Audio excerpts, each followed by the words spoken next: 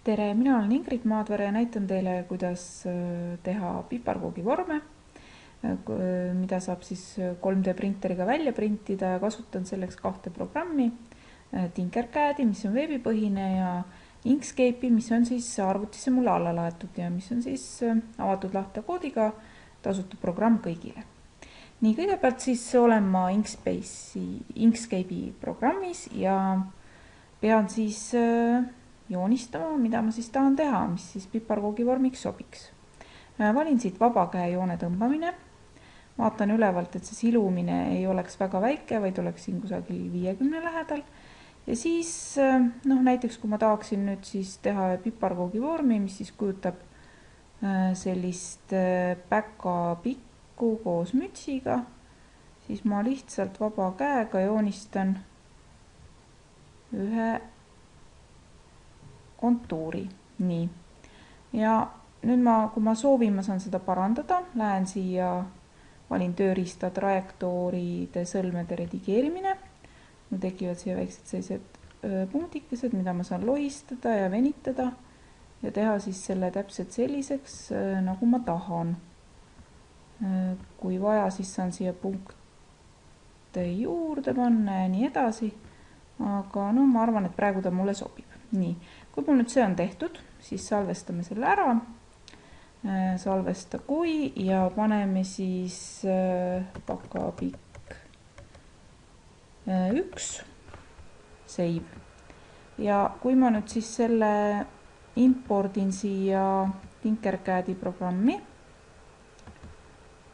nii, jätame 10% import, siis on näha, et tegelikult mul siis tuli siia selline päkapiku mütsi kuju küll, aga seda ma nüüd lõikamiseks küll kasutada ei saa. See tähendab, et see on selline lihtsalt alus, aga mul võib seda veel vaja minna, nii et ma jätan ta praegu siia ja lähen uuesti Inkscape'i.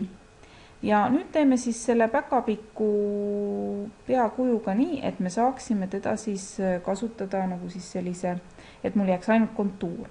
Selleks siis kõigepealt lähen siia üles menüüsse trajektoor, valin kontuurjoone trajektooriks ja siis võtan uuesti trajektoor ja valin selle Dynamic Offset. Nii, kui olen selle ära valinud, siis mul tekib siia tegelikult selle päkapiku mütsile nüüd ainult üks selline punane nupukene üles ja kui ma nüüd siit seda lohistan, siis see kontuur muutub palju laiemaks. Nüüd kui laiaks ma seda parasjagu teen, see oleneb nüüd sellest pärast, et kui suur see vorm mul on ja nii edasi, et tegelikult selle 3D disaini ja printimise puhul on nii, et peab päris palju alguses katsetama, et üldse aru saada, milline on kõige sobivam. Nii, ma jätan ta praegu nii, võtan fail, jälle salvesta kui ja nüüd paneme siis päkapikk 2, see on mul siis juba teine kujund. Nii, salvestasin ära, võtan uuesti Tinkercadi lahti, choose file, otsime üles päkapikk 2, open, import. Nii, ja nüüd on näha, et nüüd on siis jäänud ainult siis sellest päkapiku mütsist kontuur. Nii, aga et teda oleks võib-olla mugavam kasutada, siis ma tahaksin, et tal oleks siin all veel selline, ütleme selline serv ka. Teeme selle servaga. Selleks tulen uuesti siia Inkscape'i ja lohistame nüüd siis selle laiemaks veel selliseks suuremaks. Näiteks selliseks. Nii, salvestame uuesti, file, salvesta kui, päkapikk 3. Nii, uuesti Tinkercad lahti ja choose file ja otsime üles päkapikk 3. Open, import.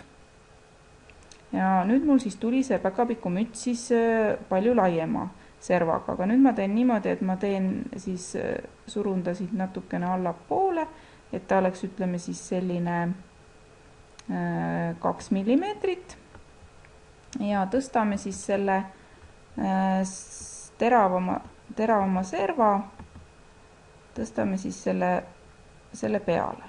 Nüüd ma pean siin natukene suurustega veel mängima, sest ma siin nihutasin neid natukene paigast ära, aga see on täiesti võimalik. Nii, ja nüüd kui see on mul siis tehtud, siis ma võin need kaks omavahel ära grupeerida. Grupeeri ja kui me siis vaatame, siis näete, et siin on juba selline täiesti sobiv piparkoogi vorm olemas.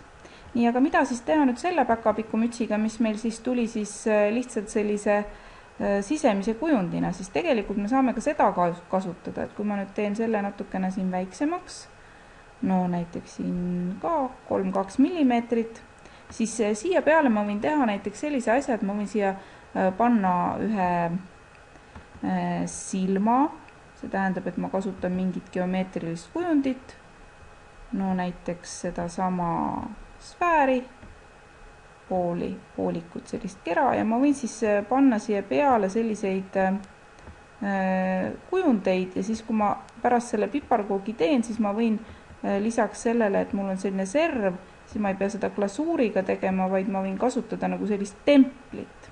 Nii et, et ma võin siia siis igasuguseid asju peale panna. Ma võin panna nüüd see, et mul on siin 2 silma, siis ma võin siia näiteks peale teha veel. Nii, teeme ta nüüd natukene suuremaks, ma siin juba ei näe enam hästi. Siis peale võin panna ka või võin ka teha siia suu. Ma võin selle suu siit teha, siis otsida siit Tinkercadist endast siis sobiva sellise kujundi või siis lähen jälle Inkscape'i ja joonistan siia näiteks suukujundi ja impordin selle lihtsalt siis siia Tinkercadi. Nii et tegelikult selliste piparkoogide vormide tegemine ei ole ka sugugi keeruline.